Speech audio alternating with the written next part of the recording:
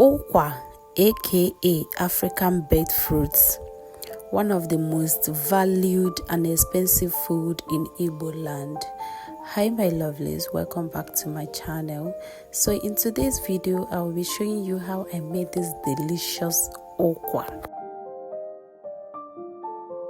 So first thing first, you have to place in a bowl and wash it properly. Watch this ukwa like your life depends on it, because if you don't watch it properly, if you are eating, one of your teeth will go up while the other one will go down. Because if you know how this is preserved or prepared, what am I even saying? Cha-cha, watch it properly. So I washed mine up to 7 times because ukwa always comes dirty. I washed it properly, it's up to 7 if I'm not mistaken. And you can see the amount of dirt coming out from it. As you are watching, you are also picking out the dirt. If you are from Igbo land, you will know how Igbo tribe value this food, ukwa.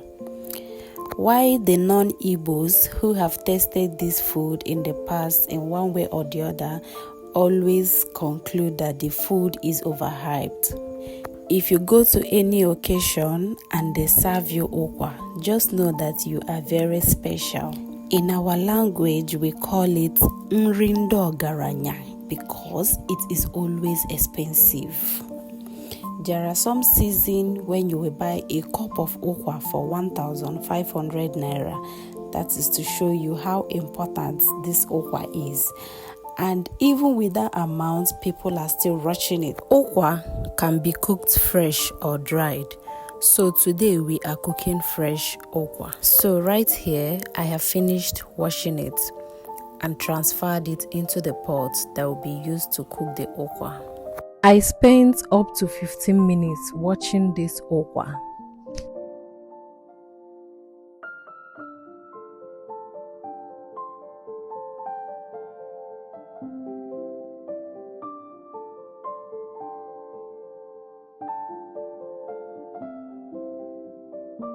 I placed it on fire, added with water which I will be cooking it with. Make sure to add enough water. So I covered and allow it to start cooking. Next, we move over to the softener which we'll be using to cook our ukwa. In here, I have edible potash and ungo. So I will be making use of potash. However, some people, edible potash does not sit well with their stomach after eating any food cooked with it.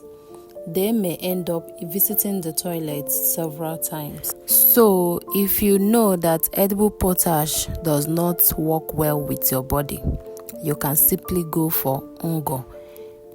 Either way, both of them helps the ukwa soften properly. At this point, I've finished sieving out the water. Now back to our ukwa. This ukwa have been cooking for about 10 to 15 minutes. So next thing I did was to add the potash to help it cook faster. So next, I added enough extra water, thinking that this is one of those stubborn ukwa that you will cook thy kingdom come without even getting soft. So luckily for me, I bought one of the best ukwa in the market that day. This ukwa did not even cook up to 30 minutes on my heat and it was done. So after adding the ungo, 10 minutes later, not even up to 10 minutes later, I was shocked to open my pot to check the ukwa and voila, it was done. The ukwa is soft already. Immediately, I have to sieve out the water. Here is the water. So next thing I did was to add ogiri igbo.